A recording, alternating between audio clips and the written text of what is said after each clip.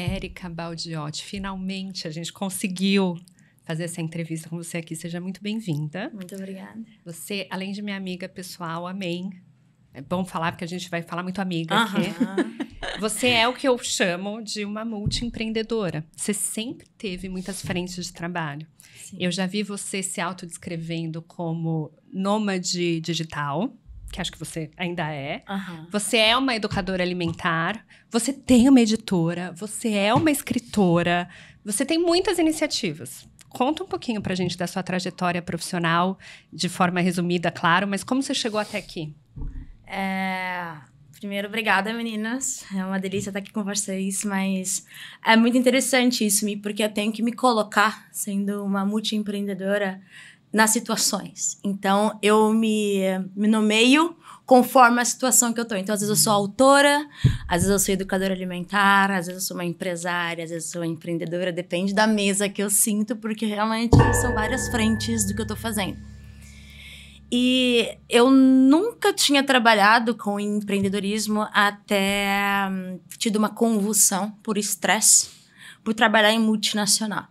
Eu, com 24 anos, eu tinha aquela mente de quero ganhar dinheiro, quero ser diretora, vice-presidente, presidente, dominar o mundo em multinacional. E aí, com 24 anos, eu era uma gerente da Avon e eu tinha 1.400 pessoas abaixo de mim com 24 anos. Eu morava no Rio de Janeiro, eu trabalhava em lugares de muitas comunidades, então tinha tiroteios, tinham muitas mulheres, e assim, meu trabalho era muito louco, eu acabei tendo uma convulsão por estresse. E aí, quando eu tive essa convulsão, eu falei, cara, não é isso que eu quero. Eu tenho que parar, não é nem eu que eu quero, né? A vida falou, você não pode continuar dessa forma. E aí, eu vou estudar direito. Eu comecei a fazer direito, pensando em direito ambiental. Eu queria salvar o planeta, eu queria salvar as flores e as plantas e os animais. E aí eu engravidei. E quando eu engravidei, tudo mudou. Eu literalmente deixei de ser aquela mulher que queria ganhar dinheiro e queria ter uma chairwoman super... Não queria mais, o que eu queria é viver a maternidade. E eu meio que parei a minha vida para ser mãe. Só que não foi na maternidade que eu me achei aonde eu estou hoje. Então, onde meus negócios todos, tanto a editora... que é uma editora onde temos livros de alimentação infantil, desenvolvimento infantil, parentalidade, onde eu escrevi meu primeiro livro, e aí veio a parte de alimentação, onde hoje eu tenho outras empresas de alimentação, mas foi pela maternidade, mas meu caminho foi meio assim, não sei o que estou fazendo, vou seguir o fluxo e vou fazendo. E com 24 anos, você teve a vida te impulsionou para outro lugar, mas você tinha clareza que você queria um outro lugar? Ou foi assim, tipo, eu quero ficar onde eu tô? Gente, quem tem clareza com 24 anos, né? É, por isso eu te perguntando, 24 anos é muito jovem. Não, eu não tinha clareza nenhuma. Eu sempre fui uma pessoa que tem um autoconhecimento muito bom. Tanto é que eu já tive até alta de uma terapia, sabe? Minha terapeuta uma vez falou assim, depois de uns 6 meses, falou, não, Érica, tá ótima, já pode ir embora. Não que seja verdade, né? Realmente eu preciso ainda, mas eu tenho muita noção do que eu faço, aonde eu vou, onde eu erro e aonde eu acerto. E eu sempre tive uma mão boa para empreendedorismo, desde a época de escola, daquela de cortar adesivos e vender os adesivinhos, sabe? E eu acho que foi mais a vida me mostrando o caminho e eu aprendendo com os novos caminhos e achando o meu lugar. Mas, por exemplo, onde eu estou hoje, eu nunca desejei isso. Eu nunca falei, nossa, esse vai ser meu projeto de vida, meu plano. Não. É meio que a gente vai dando uns passos, as portas vão se abrindo, eu vou moldando a minha vida conforme o que vai aparecendo. De todos esses projetos, o que veio primeiro? Foi meu livro. Foi meu livro. Eu sou autora do Mundo BLW. O BLW, ele significa Baby Led Weaning, é um método de introdução alimentar onde o bebê ele tem autonomia para comer sozinho. Então, diferente de uma papinha onde a mãe ou o responsável, o cuidador, insere o alimento, no BLW o bebê tem autonomia para tocar nos alimentos e conhecer todo um processo. E quando eu comecei a estudar sobre como eu iria alimentar minha primeira filha, não fazia sentido para mim uma papinha. Eu falava, não, cara, até aqui eu amamentei em livre demanda, onde ela mamava quando ela queria, ela parava de mamar quando ela estava satisfeita. Não faz sentido eu só enfiar, literalmente, goela abaixo, uma papinha na minha criança. Tem que ter uma outra forma. E aí eu achei o BLW, só que a gente só tinha informação há 10 anos atrás lá fora. Então eu comecei a estudar e comecei a compartilhar as minhas experiências de estudo com outras pessoas e virou assim algo enorme. E aí eu falei, vou escrever um livro sobre isso. E aí, quando eu procurei as editoras, falando, eu tenho uma ideia, eu tenho toda essa experiência e tal, eu comecei a ver que as editoras convencionais, elas não valorizavam as mulheres. Tanto que tem muitas mulheres no mundo que publicam os seus livros com o nome de homens, porque mulher não vendia. Hoje até tá mudando o cenário, mas mulher não vendia. Gente, eu não sabia disso. Tô chocada. Exatamente. Várias escritoras famosérrimas publicaram ao longo da história com o nome de livros que a gente leu, inclusive, exatamente. Nem sabe. E não eram homens, eram mulheres, mas como as mulheres não são valorizadas, elas usavam o nome de homens. E aqui no Brasil, eu tinha visto aqui, tipo, Paulo Coelho, que era, né? Recebia, sei lá, 10% das obras que ele vendia. As mulheres recebiam, tipo, 1%, 2%. Eu falei, não. Aí eu falei, quão difícil deve ser lançar um livro? Tipo, quão difícil é lançar um livro? Eu vou lançar sozinha? Eu vou lançar sozinha, se ninguém vai me valorizar. Maravilhosa. Eu vou lançar sozinha. E aí eu criei um financiamento coletivo, crowdfunding. E aí eu numa época que ninguém nem sabia o que era isso. 10 anos atrás, amiga. Não, e o mais louco é que eu tava querendo 200 cópias, tava querendo dinheiro pra 200 cópias. Eu falava, cara, como que eu vou vender 200, tipo, unidades e cópias do meu livro? Não vai, de jeito nenhum. E hoje eu já vendi mais de 80 mil cópias, assim. E assim, de forma muito independente. E aí, quando eu lancei o meu livro e começou a fazer sucesso, as pessoas estavam comprando de uma forma muito independente, eu falei, tá, por que eu não posso fazer isso por outras mulheres? Então, se eu conseguir fazer por mim, eu já tenho toda uma logística pro meu livro, eu vou chamar outras mulheres. E comecei a chamar outras mulheres para publicar livro, e aí nasceu a Much Editor. Aí nasceu a Much... Vocês só publicam mulheres? Hoje em dia, não, amiga. Até que a gente até mudou nosso speech, porque antes eram só mulheres. Mas hoje a gente publica também pais. Não foge do nicho parentalidade, mas a gente publica homens também, pais. O que eu acho lindo da sua história, além de outras coisas que eu vou trazer aqui, é que você sempre teve essa coisa de ser pioneira, né? De fazer da sua própria forma, de descobrir como faz. E você fez isso nas redes sociais também, né? Sim. Você começou numa época que aquilo era o mato. Como é que foi e como é que é essa trajetória de... Hoje você tem 2 contas, uma sua, que é a Erika Baldiotti, e a Mundo BLW, que bomba. Como é que foi essa trajetória? Como é que era lá no mato, no começo? Era muito orgânico, né? Como ainda é. Apesar de eu ter grandes contas, eu não uso tráfego pago, é 100% orgânico ali. É tudo orgânico mesmo. Só que era um mundo mais fácil 10 anos atrás, sabe? Porque as pessoas não tinham tanto acesso, não estavam todos os dias acordando, levantando da cama e já pegando o celular e rolando. Então, assim, eu conseguia escrever textos, daqui tem uma hashtag que é Much Textos, né? Porque eu era Much Mamãe antes de ser Erika Baldiotti. E eu escrevia textos grandes, né? Eu sou autora, eu gosto de escrever. Eu escrevia, as pessoas liam, compartilhavam. Quando eu ensinava algo sobre alimentação infantil, as pessoas realmente paravam para me escutar e viam um vídeo de 40 minutos, 30 minutos. Hoje em dia é muito diferente, né? Porque eu tenho que tentar passar a minha mensagem e o que eu quero ensinar em 30 segundos, em 1 minuto. E eu não consigo, assim, não dá. Eu também. Tem uma tendência a voltar para os textos mais educativos, mas eu acho que estamos num momento em que existe uma tendência de retorno, até que realmente isso se estabilize de novo, vai levar muito tempo, né? Mas realmente acho que as pessoas saturou um pouco essa informação muito rápida sobre as coisas. Eu acho isso lindo, eu acho que fez parte, né? Porque como era algo novo, eu acho que a internet realmente, as pessoas viram redes sociais, tipo, nossa, é um lugar que eu posso me expressar, um lugar que eu posso ter informação, que eu posso comprar, que eu posso julgar. E agora eu acho que tá um momento de consciência onde a galera tá falando, não, eu quero voltar pra forma arcaica. Tanto que eu tenho uma editora, eu vendo livro. Como é que a gente vende livro no Brasil? Já é difícil você vender hoje em dia livro em papel e é livro físico. Eu tenho na minha editora, acho que uns 4, 5 livros que a gente tem uma versão em e-book. Mas a gente vende livro... O resto é tudo livro físico. E eu vou continuar, amiga. Uma coisa muito interessante que você falou de ser pioneira... É que eu acho que é muito da minha personalidade. Eu tá mais confortável no novo e no desconhecido do que, de fato, naquilo que eu já tô fazendo muito bem, que já tá todo mundo ali, entendeu? Eu me sinto bem, eu sinto mais motivação em falar, nossa, me dá um desafio, me dá um negócio que eu tenho que desbravar, do que, Érica, isso aqui tá dando certo, segue nisso. Porque, amiga, se eu bombo... Você se entedia, né? Muito. Se eu tenho hoje um perfil de 500 mil de pessoas de forma orgânica, era pra eu estar bombando, assim, de números absurdos. Mas não. Por quê? Porque aquilo me entedia. Eu não quero ficar colocando na minha cara, eu não quero ficar fazendo... Não dancinhas, porque acho que dancinha passou, mas vídeos curtos. Tipo, o teu bebê tem que comer isso em 30 segundos. Ó, alimenta teu bebê assim. Não. Escuta por que teu bebê tem que comer isso. Qual que é a importância disso? E eu acho que esse resgate que vocês estão falando de, tipo, da gente conseguir voltar um pouco, porque eu era que acabou o boom, e agora não, galera, vamos equilibrar esse rolê todo. Eu acho que é aí que eu vou me encontrar novamente. É quando, ó, entenderam? Eu nunca mudei, vou continuar assim, e agora a gente vai voltar pro mesmo lugar. Então, você tá no momento em que você realmente não se identifica com aquilo. Não. Mas tá difícil a relação, né? Com as eu redes não sociais. gosto de rede social. Eu não gosto. Obviamente, meu trabalho todo dos últimos 10 anos veio disso. Eu agradeço muito, dou muito valor. Mas eu exploro pouco e eu não gosto.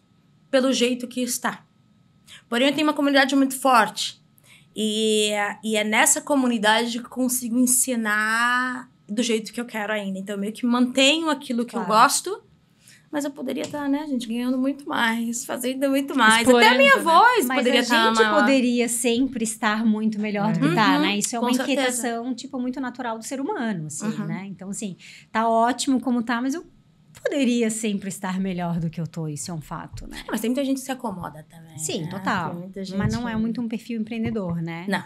Com certeza absoluta. Eu quero voltar um pouquinho quando você contou que você quis parar para se dedicar às suas filhas. E aí foi nesse momento que você redescobriu o seu caminho. Total. Porque foi nessa proposta de dar uma pausa, você acabou entendendo o que você veio fazer de fato. Isso é muito bonito, né? E ontem, é claro que esse episódio vai entrar um pouquinho mais pra frente no ar, mas ontem aqui, quando a gente tá gravando, foi Dia das Mães. E você fez um texto típico de Érica. Né? Típico de Érica. Tu tem que minha mãe falou, jura que você não tinha uma foto melhor? Eu falei, não. Pois é. Mas eu achei bonito você falando da maternidade nesse texto, do seu jeito, assim, do seu jeito de olhar. O que a maternidade, então, representa na sua vida? Tem essa coisa de ter te dado a carreira que você tem hoje, e eu sei da sua dedicação com as meninas, né? A gente vai falar mais sobre isso, mas o que a maternidade representa hoje pra você? Sem romantizar nada, mas a maternidade me salvou. Eu acho que se eu não tivesse engravidado da Olivia e da Diana, eu não sei real o que seria da minha vida, assim, porque eu sou uma pessoa muito impulsiva, né? Você já reparado dos meus negócios que eu vou assim, a onda é essa, eu falo, é essa onda que eu vou surfar, então vai. Só que a maternidade não te permite fazer tanto isso, porque você tem que ter uma estabilidade, uma segurança, uma coerência na tua vida. E quando eu engravidei, foi meio que isso. Eu falei, não posso mais comer do jeito que eu comia. Porque eu era ali uma mulher, né, antes dos 30 anos, onde eu e meu ex-marido, a gente morava no Rio de Janeiro, a gente chegava os dois, tipo, umas 9 horas da noite em casa, pedia um delivery, que nem era iFood, na época você tinha que ligar direto pro restaurante, mas era todos os dias comendo besteira. E aí, quando eu engravidei, eu falei, cara, não dá mais. Uma coisa era eu me alimentar desse jeito. A outra coisa é ter um ser humano que está dependendo de mim. E eu sou uma pessoa que eu estudo muito. Apesar de eu ter sido uma péssima aluna, tá? Eu fui uma aluna que... Eu tava até conversando com minhas filhas ontem à noite, falando... Eu acho um absurdo como é que eu era muito boa em português, era ruim em matemática e queriam me colocar na mesma série de tudo, sabe? Foi uma conversa bem... Então, na maternidade, eu estudava muito. E quando eu comecei a estudar, que o bebê que estava crescendo ali dentro de mim, ele precisava de tudo que eu fazia, pensava e agia e sentia. Eu falei, opa, não é só mais eu versus eu. Existe um outro ser. E aí a maternidade me transformou, porque eu parei de olhar só pra mim e tipo, Érica vai lá e sacode o mundo. E, não, peraí, tu pode até sacudir o mundo, mas sacode com responsabilidade. E foi onde eu aprendi sobre alimentação. Comecei a me alimentar melhor, comecei a trocar todos os junk foods por comida melhor e foi uma evolução. Mas realmente a maternidade me transformou. E hoje, a Mi, que é minha amiga, ela sabe, eu sou uma mãe que sou mãe. Eu deixo de fazer, inclusive, assim, não que as outras pessoas não sejam, mas eu exerço só praticamente o papel de mãe. Então, eu deixo de fazer muitas coisas pessoais, profissionais, muitas coisas, porque o meu papel como mãe, pra mim, é prioridade. E eu não acho que isso é ok, tá? Eu não acho que esse sacrifício todo e dedicação toda seja ok, porque é um preço muito alto para se pagar. O que é exercer um papel de mãe? Mãe não tem como falar o que é exercer o papel de mãe, porque acho que são várias realidades, mas no meu caso, por exemplo, ter a mãe que eu nunca tive. Então, se eu tinha uma mãe ali que era frenética para trabalho, trabalhava, praticamente terceirizava tudo, na minha cabeça eu não vou replicar o que foi a minha mãe. Você queria ser presente. Queria. Só que não exageradamente do jeito que eu sou, né, amiga? Porque Sim. Mas a gente até conversou sobre isso, né? Na nossa vida pessoal. Que foi um ciclo que se cumpriu. A primeira infância dela. Você pôde escolher fazer isso. Agora, pode ser uma hora de repensar esse formato? Tem que ser, né, amiga? Não é que pode. Eu te descrevo como uma pessoa bem louca, mas muito responsável na maternidade. É assim que você é. Na vida, amiga, não é só maternidade não, tá? Porque no trabalho também, né? Você consegue ser ter essas duas facetas. E eu acho sensacional, porque né, o meu perfil é outro. Eu acho muito bonito como você consegue ter essa autenticidade. E você escolheu ser assim. Na maternidade, nessa função, eu vou ser careta, eu vou ser chata, eu vou ser responsável. Como é que é isso? Eu sou bem chata como mãe, né? Mas é aquilo, eu acho que eu sou chata em questões que eu acredito que são importantes para as minhas filhas. Por exemplo, telas, alimentação, horário para dormir. Eu sou bem rígida com essas coisas. Disciplina. Você coloca elas... Você cria elas com disciplina. Mas eu sou uma pessoa completamente indisciplinada. É isso que eu tô falando, desse conflito. Eu não tenho disciplina. Mas o meu pai me criou falando assim, minha filha, você tem que fazer o que eu falo e não o que eu faço. O que é errado, porque as crianças aprendem pelo que você faz e não pelo que você fala. Mas ele já se previa assim. Eu escutei isso a vida inteira. Não é o que eu faço, é o que eu falo. Não sei se deu muito certo. Não sei se a fruta caiu muito longe, mas... E esse comentário teu é bem interessante, porque é exatamente isso. Não adianta só eu falar para as minhas filhas o que elas devem fazer. Porque, na verdade, elas aprendem me vendo fazer. Claro. Tanto que a Mi que conhece minhas filhas, elas são umas réplicas, obviamente, melhoradas, diferentes, com seus erros, mas muito de mim. A minha mais velha, a Olivia, então, ontem eu fui dormir pensando, meu Deus, Olivia, tu é a mamãe, sabe? Não querendo colocar esse peso nela, mas, Olivia, é isso. Só que eu falei, tu é uma versão muito melhorada. Só que as coisas que eu vejo, nesse elogio que eu fiz pra ela, não era pelas coisas que eu tô ensinando pra ela. É as coisas que ela me vem fazendo. Que ela me veio fazendo, tipo, ela me vê fazendo.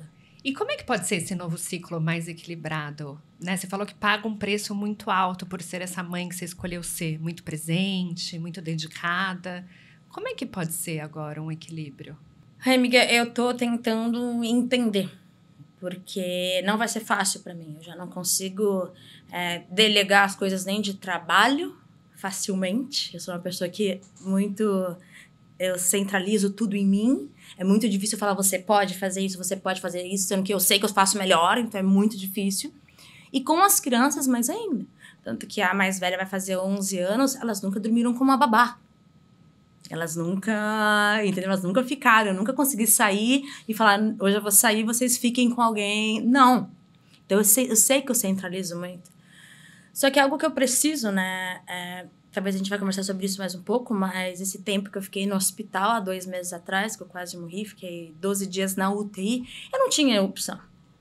Eu tinha que delegar não somente os cuidados das minhas filhas, que pra mim é assim, o top da minha vida de eu preciso cuidar, como coisas de trabalho. Então, assim, eu perdi muita coisa sabendo que era um momento que eu tinha que perder, e não tive outra opção, eu tive que delegar. É quase a vida falando, Érica, tu vai aprender na marra. Essa foi Sem escolha. Sem escolha. Só que eu já tinha tido uma convulsão com 24 anos por estresse.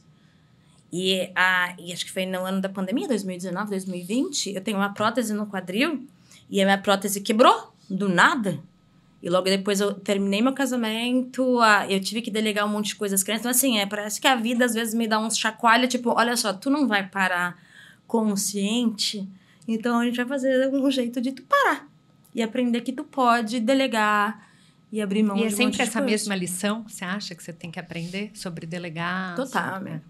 E quanto tempo você acha que você vai demorar para aprender essas lições? Pelo amor de Deus, não deixa. Bom, eu tô com quase 40 e ainda não aprendi muito, eu acho que... Vamos parar por aqui. A gente já teve, como é que é? Uma convulsão, a prótese quebrada. Prótese, daí a gente teve, né, agora, se você puder falar um pouquinho pra gente sobre esse processo que você viveu agora, você ficou um mês no hospital? Eu fiquei 23 dias no hospital, 12 dias na UTI.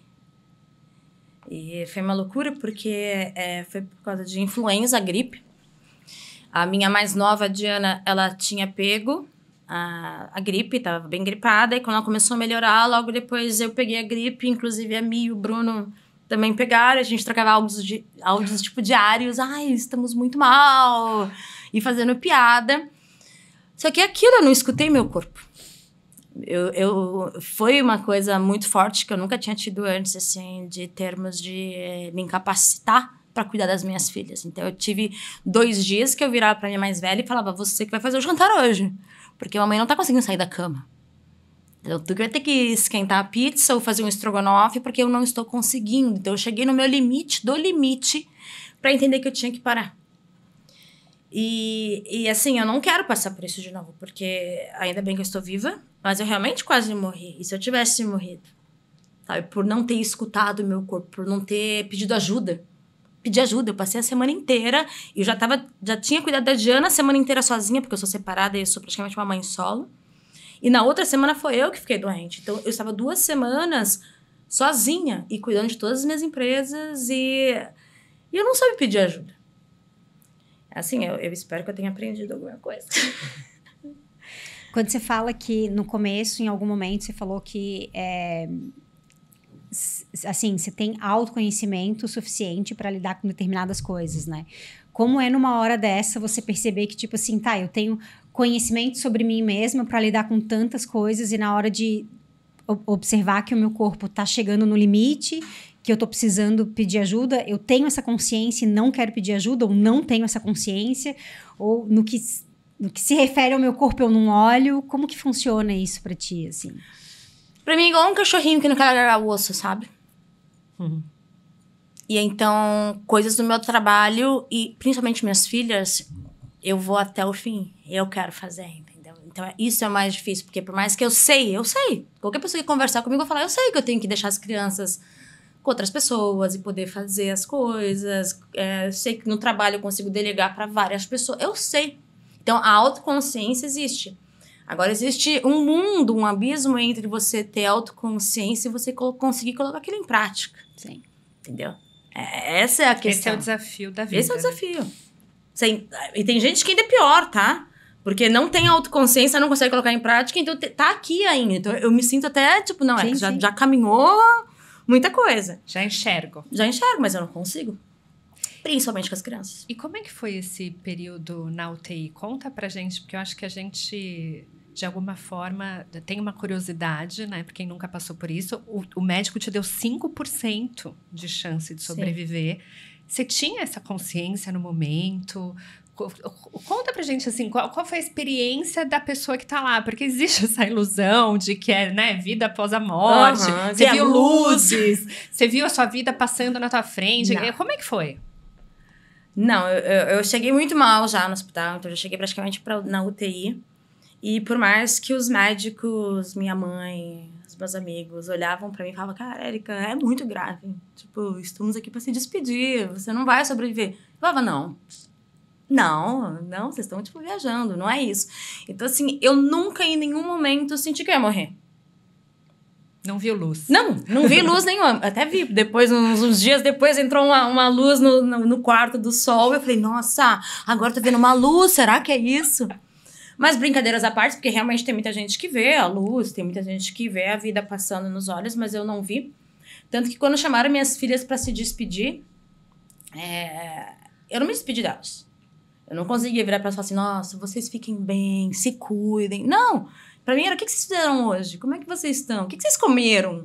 Daí eu fiquei pensando, meu Deus, depois eu vou morrer mesmo. E aí, minhas filhas, né, não dei um tchau. Mas não, amiga, mas é porque eu acho que eu sou tão dura comigo mesma, sabe? Eu sou tão dura. E cara, ficou até uma piadinha lá no hospital, que era que eu tinha coração de aço. Os enfermeiros. Só que nunca foi tão verdade, porque eu realmente tenho. Eu sei que eu tenho. Tanto que eu nunca sofri de amor. Tem noção? Vou fazer 40 anos. Eu nunca sofri de amor. E quando eu tinha até uns 30 anos, eu achava isso maravilhoso. Tanto é que eu falava, nossa, eu nunca sofri, nunca ninguém quebrou meu coração, nunca ninguém nada. Só que eu acho que é isso, eu acho que eu sempre fui tão dura comigo, sabe? Tão realmente que eu não permiti sentir a magia e a parte linda de tu se entregar pro amor. Que assim, claro, eu tô aqui, eu sou uma pessoa realmente muito forte, uma pessoa... Mas a que ponto, sabe? A que preço? Por isso que eu te falei, o sacrifício, o preço é muito alto. Quem nunca teve o coração quebrado também nunca amou de verdade. É isso, amigo. E isso é legal? Vou fazer 40 anos, pelo amor de Deus. Quando a gente se protege muito, a gente também deixa de vivenciar as coisas que podem ser maravilhosas, né? O que é isso? É medo? Amiga, com toda certeza, deve ser... Eu não digo nenhum medo consciente. Porque se você me perguntar, é medo? Eu falo, claro que não. Eu não tenho medo, entendeu? Não tenho medo de nada. Tenho medo de nada. Não tenho medo de nada. Mas deve ser um medo, uma proteção, com toda certeza. Toda certeza.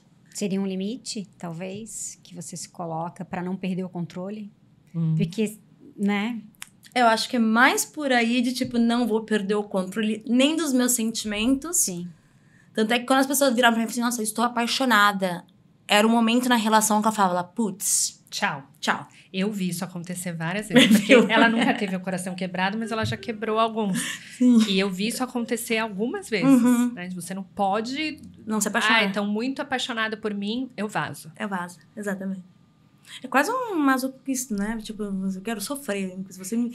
não seria... eu não vejo como... É um controle mesmo, assim. Controle. Porque se eu tá muito apaixonado, de alguma forma você também se vê envolvida na situação. E aí, tipo, se eu deixar, eu vou perder o controle. Então, eu vou segurar. A controladora. Mas é só mesmo. Não é nem... E isso tem benefícios, tá? Não é... Te trouxe até aqui? Tem benefícios. Não, e o controle não é uma situação assim, eu sou a controladora de todos. Não, mas eu gosto de ter a minha vida sob controle. É mais nesse sentido, assim, né? Uma coisa muito interessante. Eu não quero controlar a vida de ninguém. Pelo amor de Deus, inclusive, eu não quero. Mas a minha vida e o meu ambiente, eu preciso estar controlando. Inclusive no trabalho, né? Total, amiga. Tem a ver com essa coisa de ser centralizadora. Total. Quando eu delego, já não tá mais. Imagina se eu tivesse delegado, eu tô há 10 anos nisso. Imagina se eu tivesse com uma equipe enorme, com um monte de coisas. Ao não fazer isso, você também se impede de crescer, né? Total, amiga. Porque assim, desde que eu te conheço, você tem esse potencial profissional. A gente fala muito sobre isso. Você tem frentes, os seus negócios todos, eles geram uma demanda inacreditável, né? O mundo quer isso que você tem para oferecer, que tá, aliás, muito baseado em conhecimento. Você é muito boa em expandir conhecimento. Tudo que você faz é para colocar o conhecimento a jogo, principalmente em torno da alimentação infantil, mas também da família, né? Eu vejo muito você falando de como a família deve comer a mesma coisa, que não existe a comida da criança, a comida dos pais. Mas eu acho que esse seu senso de controle te impede de crescer também, né? Do jeito que você poderia crescer. Muito, assim. Eu tenho total ciência disso, mas eu ainda não sei como. Mas você gostaria de crescer? Às vezes não tem vontade. Às vezes não tem vontade. Feliz onde tá, né? É o suficiente. Mas é muito doido, porque igual como eu falei pra vocês há pouco tempo, quando eu tinha 24 anos, o que eu queria era ser presidente de uma multinacional. Então, eu tenho o meu eager, tipo, eu quero crescer. Tem uma ambição. E eu sou leonina, gente. Então, assim, o que eu quero real é, nossa, crescer, brilhar. Só que uma coisa que me incomoda absolutamente é eu estar nesse lugar onde eu tô hoje em dia. Principalmente nas redes sociais. É igual as pessoas, sei lá, igual eu tava no hospital. Claro, todo mundo mandou um carinho enorme, eu agradeço a energia. Mas o que me incomodava era... Você é demais, você é incrível, você é minha inspiração, você é uma pessoa muito forte, você é uma pessoa muito guerreira, você. E esse lugar de você é como se eu não quisesse, isso me incomoda. Mas é muito doido, porque era algo que, né, eu deveria aproveitar, ainda mais leonina e tudo. Mas não. É que te dá uma sensação de que você já chegou onde você queria chegar, né? Você é demais, você é incrível, você... Tá, me dá desafio, né? Me fala que eu sou incrível, mas eu seria muito melhor ser...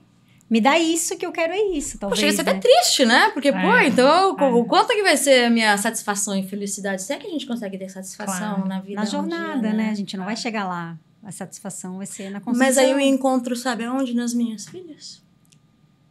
Tudo que minha vida pessoal e profissional me deixa nessa frustração, nessa angústia, com as minhas filhas, é diferente. Por isso que eu falo que a maternidade, pra mim, nossa, eu devia... Será que não tem um salário de 40, 50 mil pra ser mãe? Só mãe? Nossa! Porque, pra mim, é o que eu mais sei fazer de melhor, é onde eu me realizo, onde eu tô satisfeita. É ali. É ali. Todo o resto eu fico pensando, me dá mais. Ou se não tá... Já foi isso. O que mais? Eu vejo muito... filho não quer? Eu quero. Ah, bom. Então tá sempre querendo mais. Ainda quer. Exatamente. Tá vendo? É uma loucura. Eu sempre quero mais. Mas eu gostaria de ser uma mãe de 4, de 5. Só que na minha barriga não nasce mais. Não dá. Vamos delegar essa parte. Eu vou delegar essa parte, exatamente. Mas eu gostaria sim de ter mais filhos, com certeza. Quantas empresas você tem hoje? Fala aí pra gente. Eu tenho a Much, eu tenho o Mundo BLW, que tem 2 frentes. A Much é a editora. É a editora. O Mundo BLW, o que são as 2 frentes? O Mundo BLW tem tanto consultoria como meus cursos, é onde eu tô flying solo. É a única empresa que eu sou sozinha mesmo, é o Mundo BLW, que aí entra o Instagram, cursos, consultoria, as coisas que eu faço. Aí tem o Mundo BLW App, que é a tecnologia, que é o aplicativo. E eu sou sócia da Petit Papá, que é um mercado online com uma curadoria clean label, onde os pais, né, cuidadores, conseguem comprar alimentos de olhos fechados para os filhos. Então, a gente é um mercado mesmo. A gente vai atrás de todos os fornecedores que existem no Brasil, que tem um rótulo limpo, um rótulo saudável, e a gente coloca ali online. E eu abri agora a Petit Papá Floripa. Então, é como se fosse uma franquia da Petit Papá de São Paulo, aqui em Floripa. Acho que, por enquanto, é isso.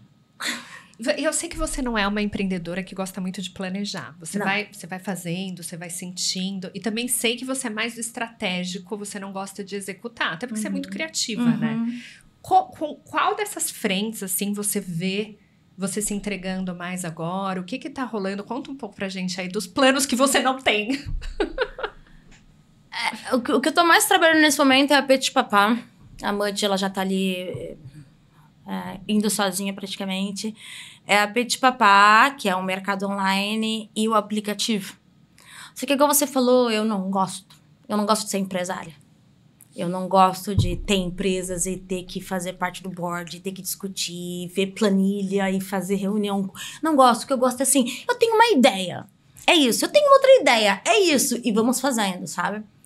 Então, eu me sinto até um pouco frustrada nesses últimos 2, 3 anos, onde eu trouxe vários sócios para os meus negócios, onde eu tive que prestar mais conta e prestar um outro tipo de profissionalismo. Não vou dizer que eu era mais feliz antes, porque nesses últimos 3 anos a entrada de vários sócios me abriu muitas portas, muitos conhecimentos. Eu não entendia há 3 anos atrás, de investimento. Não sabia quando que era... Não sabia nada. Não sabia como eram as formas que você tinha que investir, porcentagens e aqueles termos. Eu não entendia nada. Então, assim, eu aprendi muito, evoluí muito. Mas agora eu tô no momento mais virando para minhas empresas, já que nesses 3 anos eu me dediquei tanto para essa parte burocrática e falar... O melhor ativo que a gente tem é a minha comunicação, as minhas redes sociais e o que eu faço. Então é o seguinte, vocês cuidam e me deixam fazer o que eu sou muito boa e o que eu gosto. Porque senão é muita frustração, sabe? Porque eu acho que faz parte da jornada empreendedora a gente se frustrar, porque, nossa, empreendedora a gente se frustra mesmo. Só que eu acho que a gente tem que ter uma noção muito certa do tipo... O que eu sou boa e o que eu quero e o que eu posso contribuir e o que eu vou fazer só para o negócio sobreviver. Porque tem muita gente, né? Muita gente que faz sem ser boa, sem querer, mas a gente faz porque o negócio tem que sobreviver. A gente tá tentando fazer o negócio sobreviver. E agora eu me vejo muito caminhando na parte de, tipo, o negócio vai ter que sobreviver.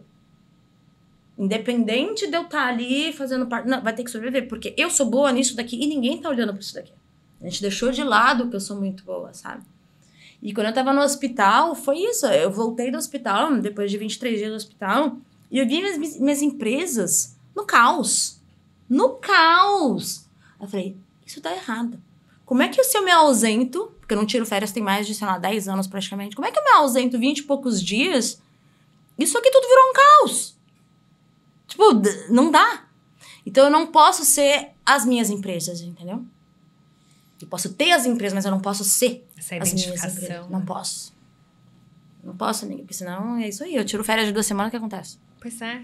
Uma mulher que empreende e é divorciada e é mãe, ela não tem direito de pausar, de ficar doente, de viajar? Ela tem, né? Se ela fizer direito, porque eu... Não, e também, assim, eu acho que você conseguiria, de forma planejada, ficar 1 mês ausente, mas não houve um planejamento, né? Foi uma coisa repentina e, assim, além de ter sido repentina, foi algo que emocionalmente mexeu com todas as pessoas envolvidas, né? Tipo, 5% de chance de vida. Tá, a gente precisa pensar que 95% de chance é ela não estar mais aqui.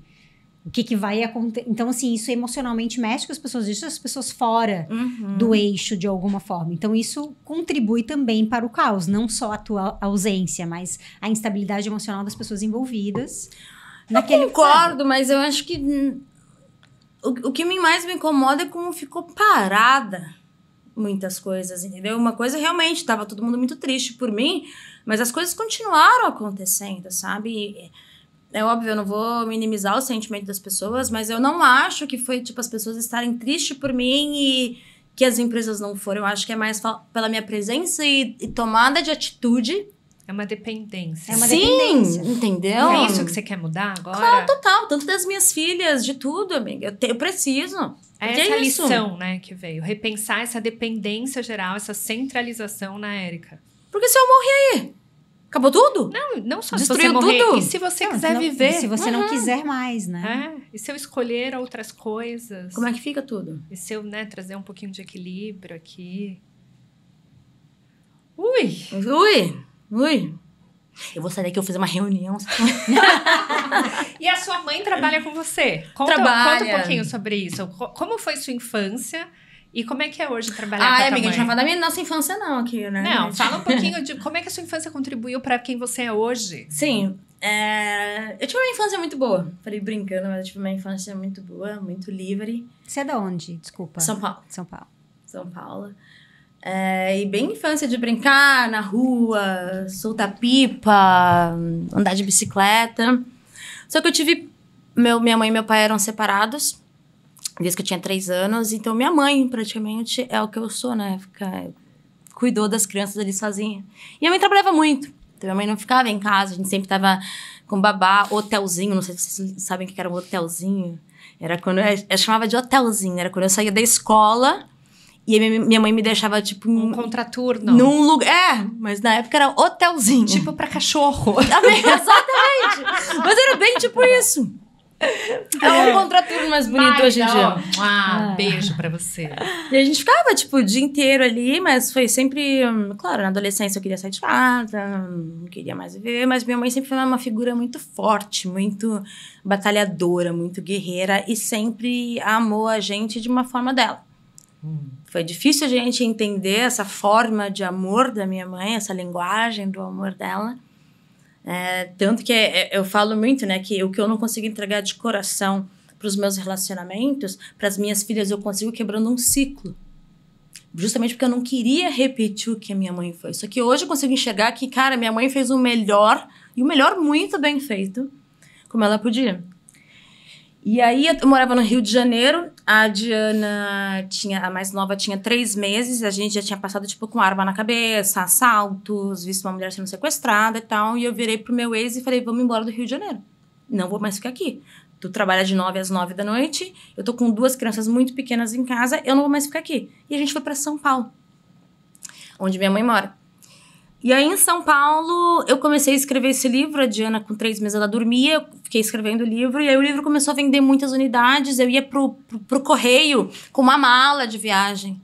Com, tipo, 200 livros dentro, assim. Aí eu chegava no correio e o cara falava, tu não precisa vir aqui todos os dias entregar isso. A gente pode retirar na sua casa. E a mãe falou, cara, eu vou te ajudar. E aí, minha mãe começou a me ajudar com coisas administrativas da MUT. E hoje, a minha mãe praticamente é a MUT. Minha mãe é a MUT editora. Minha mãe que entende quais as autoras querem falar comigo, qual é a parte burocrática, financeira, administrativa é minha mãe.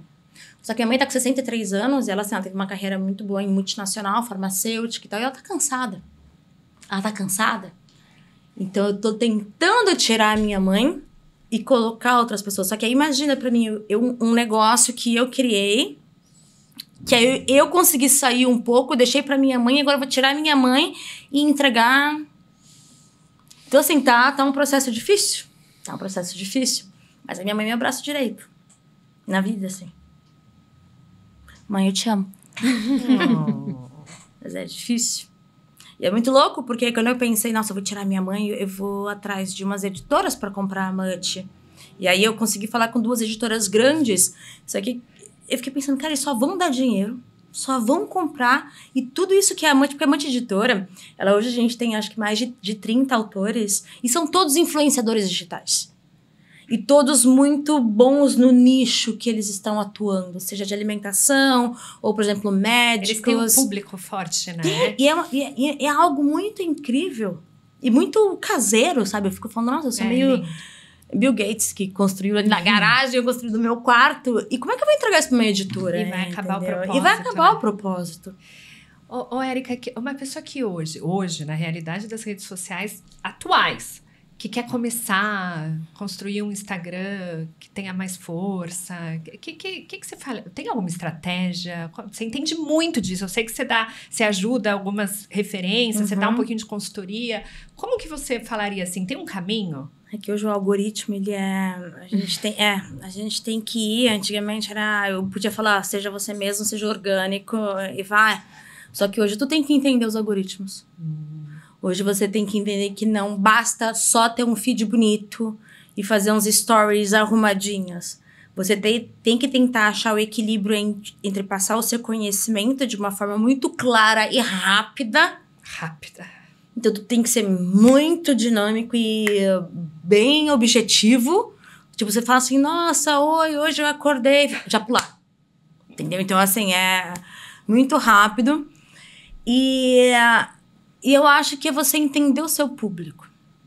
Eu acho que eu só tô onde eu tô ainda hoje em dia sem ir, tipo, junto com o algoritmo. É porque eu tenho uma comunidade muito grande, que eu sei que, tipo, se o Instagram acabar e eu for pra algum outro lugar, eu tenho, não ali 500 mil pessoas que vão comigo, mas eu tenho um número muito grande que vai vir junto. Então, eu acho que a palavra comunidade, você hoje criar uma comunidade onde você tem uma troca, não é só você é boa, você tá passando informação, mas escuta.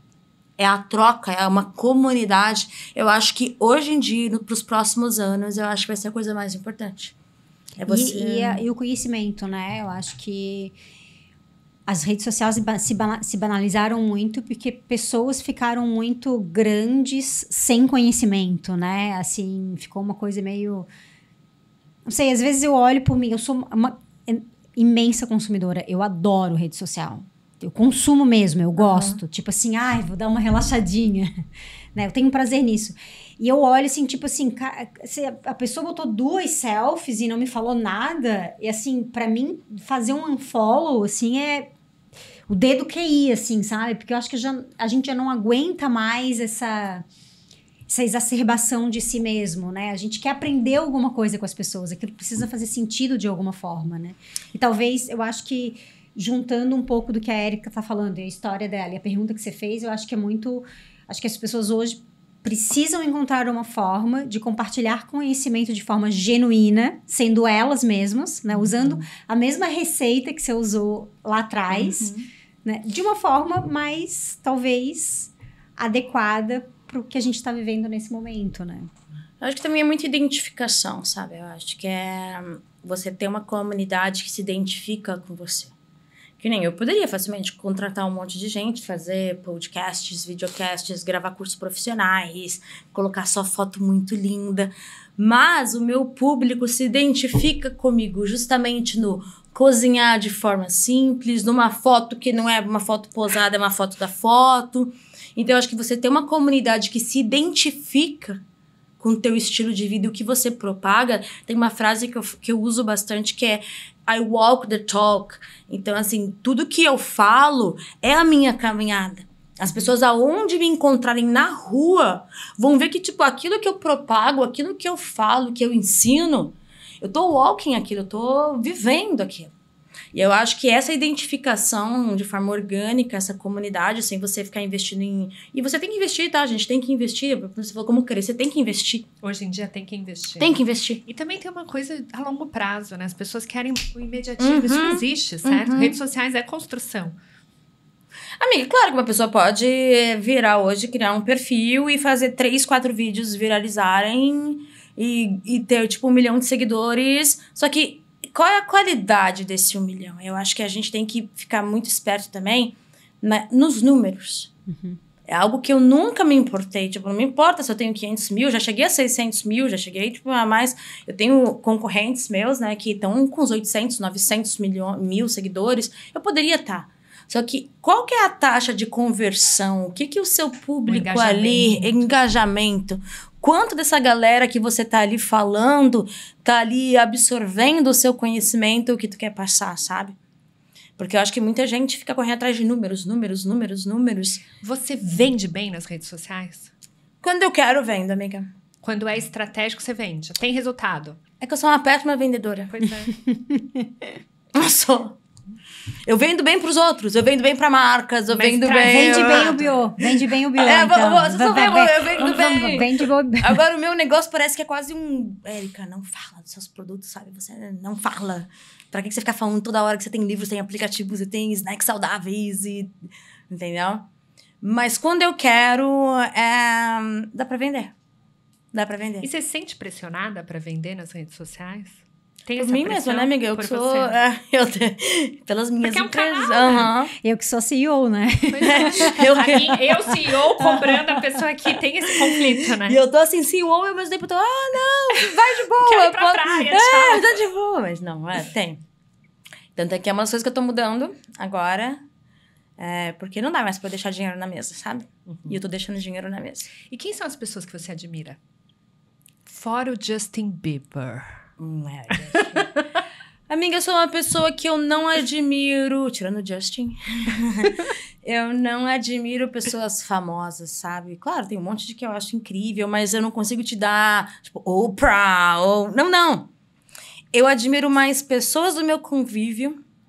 Tipo, minhas amigas. Que te inspiram, assim, no dia a dia, né? Sim, pessoas que eu tenho contato. Eu não admiro... eu posso ser... Não digo nem fã, mas eu adoro a pessoa. Adoro mas eu não posso admirar aquela pessoa. Eu nem sei quem é a pessoa. Tipo, a Oprah, tá? Ela é maneiraça, mas eu nem sei quem é a mulher. Eu sei lá o que ela faz dentro da casa dela. Se ela maltrata os funcionários. Não, você admira aquilo ali que você vê, né? Aquele retrato que você vê naquele lugar ali. Agora, todo outro resto a gente não sabe. Idealiza, né? Essas pessoas. É diferente. O que eu admiro é isso. Igual eu fiquei nesse hospital 23 dias. E o que eu admiro é isso. Minhas amigas, minhas famílias. A Mi foi uma delas. Eu ficava passando fome no hospital, que eu não queria comer. Ela mandava comida, sabe, pra mim. Isso pra mim é uma forma de admiração. É isso que eu admiro. Eu admiro pessoas que estão ali com a gente, estão no dia a dia, pessoas que vão e vêm na nossa vida, porque eu acho que admirar alguém não significa que, nossa, você só admira essa pessoa pro resto da vida. Você pode ter momentos e ciclos na sua vida que você admira alguém. Verdade. Momentos, tipo, nossa, Mi, eu admirei você agora por fazer isso. Talvez eu não admire você como pessoa, mas eu admiro o teu ato, a tua fala, uma atitude, exatamente. Então, eu não sou uma pessoa que eu admiro ninguém. A não ser o Justin Bieber, gente. Ele eu admiro bastante. Pôster do Justin Bieber. É aquilo, né? Ele eu admiro todo mundo bastante. Tem seu lado... Tem, seu lado dark. E você? O que você é muito boa e o que você é meia boca? Já que você tem tanto autoconhecimento. Eu sou muito boa em comunicação, amiga. Eu acho que eu sou muito boa em falar, me expressar, em ouvir. E o que eu sou meia boca... Putz, vai me colocar em primeiro lugar. Eu sou bem meia boca, talvez até péssima. Porque eu realmente não me coloco em primeiro lugar. Por mais que eu acho que sim, porque eu sempre acho que tô sempre fazendo coisas que eu gosto, sabe? Eu não acho que eu me anulo. Eu sempre tô tocando um violão, tô saindo com umas amigas, eu tô vendo umas séries, uns filmes, eu tô sempre... Mas eu não me coloco em primeiro lugar. Eu acho que eu nunca na vida parei e falei, caraca, Érica, é o seguinte, agora é tu. Olha pra você, o que você precisa, o que você é. Então, eu acho que eu sou bem meia boca nisso, amiga. E você já sabia disso antes de passar pelo que você passou? Sim, ou aprendeu agora? Não, sempre. Sempre. Mas como a gente vai indo, A gente fala, vai levando. Tá dando certo. Vai estendendo a corda, tá dando certo, entendeu? É exatamente, estender a corda. Tá dando certo. Mas não, eu acho que ainda mais que eu vou fazer 40 anos esse ano, eu acho que parou a brincadeira, sabe? É muito bonito eu colocar minhas empresas, minhas filhas e não olhar pra mim. 40 anos é um marco, né? Eu vejo muitas pessoas falar. Pra mim foi um... Tá bom, deu, né? Deu, mas é isso, tipo, acabou a brincadeira. Chega, né? É uma idade tão bonita, né? E eu tô bem empolgada pra 40 anos, o que te empolga? Maturidade, né, amiga? Sim. Porque eu acho que eu tava até conversando com as minhas filhas isso ontem. Eu falei, mamãe... Mamãe não, eu falei...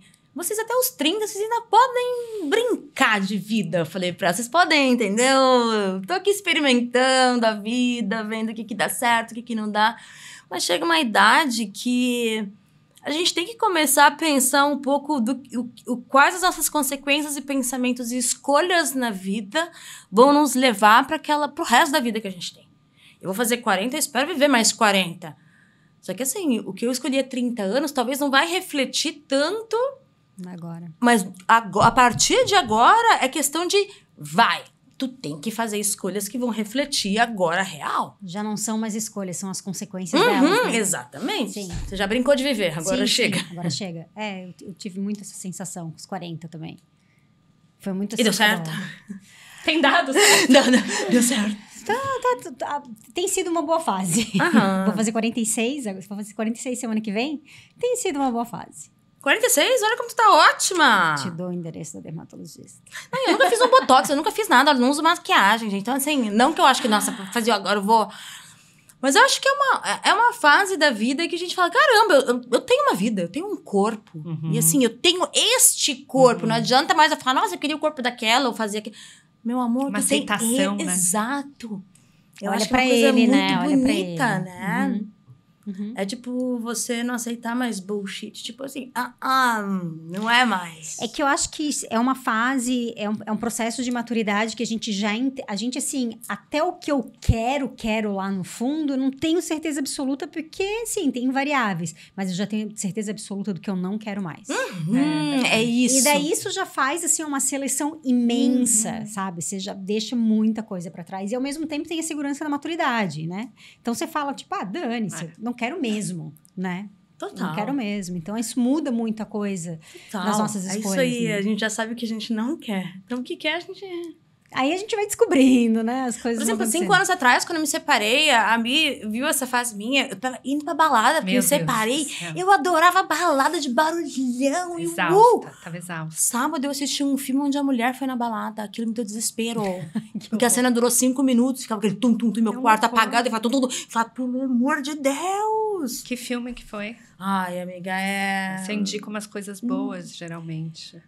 Cara, na verdade, eu não lembro agora se é filme, é com a Nicole Kidman. É a Baby Girl. Baby Girl. Falamos hoje sobre ele. Foi a Baby Girl, exatamente. Baby Eu assisti tanta coisa sábado. Nossa, mas sabe aquela hora que ela tá na Sei, balada e sei. eu falei, meu Deus! Deus que me livre. Deus me livre. Deus que me livre ser jovem. Eu tenho repetido muito isso, eu acho assim. Graças a Deus que acabou, né? Que difícil que é a juventude. Mas é muito bonito e muito legal, amiga. Claro que é. É Claro muito. Você falou do corpo. Tá bem agora, fisicamente? Fala aí pra galera que quer saber se você tá bem, se tá 100% recuperada, como é que você tá? Inclusive, eu até mandei um áudio pra minha mãe que hoje é a primeira vez que até essa mão parou de formigar. Porque... Que bom. Eu fiquei 23 dias tomando morfina na veia.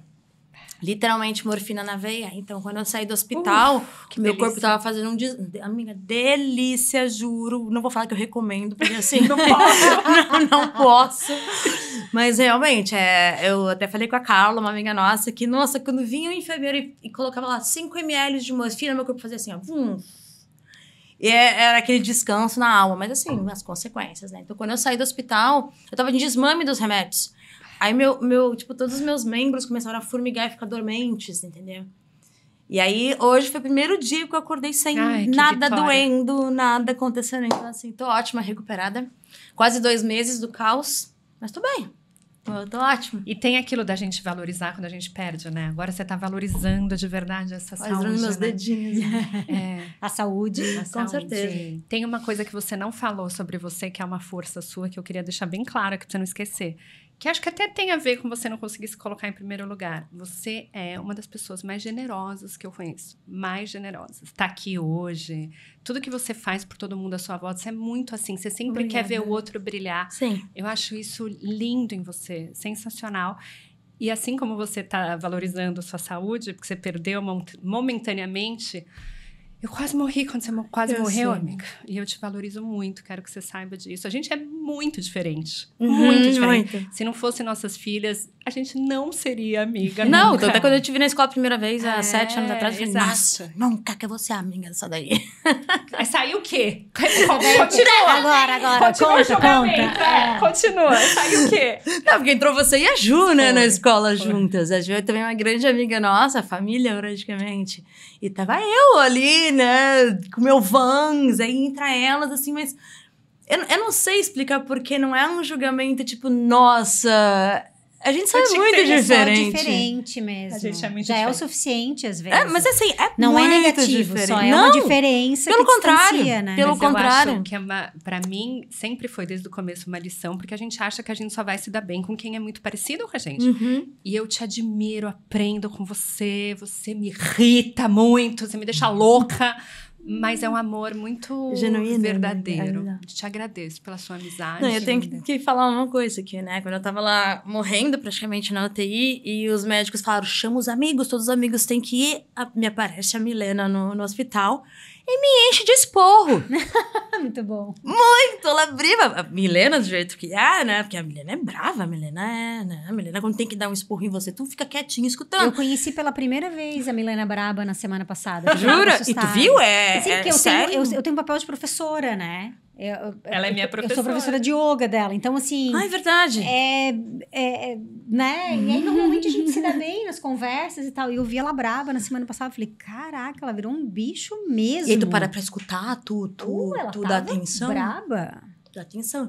E aí, me aparece ela falando, você não pode morrer. Você tá entendendo? Tu não vai morrer. E eu só, cara, o que a Milena está me dando esporro aqui? E você conseguia ver isso de forma absolutamente consciente? Total, eu tava 100%. Lúcida. Eu me assustei com a lucidez quando eu entrei, porque você é chamada para se despedir de uma pessoa, Sim. Você espera uma pessoa literalmente que tá morrendo. E a Érica olhou no meu olho, amiga... Que loucura o que tá acontecendo comigo, não é possível, meu coração... eu tô me sentindo bem, claro, eu tô toda ferrada, tô com dor, mas eu tô aqui. E eu tive que falar pra ela que não é bem assim. Você tá quase morrendo, então você dá um jeito. Ela me comeu no esporro. Tipo assim, sério, todas... resolveu. As outras choravam, falavam, amiga. Deu certo. Deu muito certo. Inclusive, obrigada. Deu certo. Chacoalhou minha alma. E obrigada, meninas. A Milena é mais do que uma amiga, ela é uma família pra mim. Assim como o Bruno, a Tetê, a Loli, a família dela inteira. Foram eles que me acolheram bastante há 7 anos atrás, quando eu cheguei na ilha. E eu agradeço, amiga. O que tu quiser na vida, eu estou junto, amiga. Estamos juntas. Obrigada. Que lindo. Obrigada por ter vindo. Foi ótimo. Obrigada, Érica.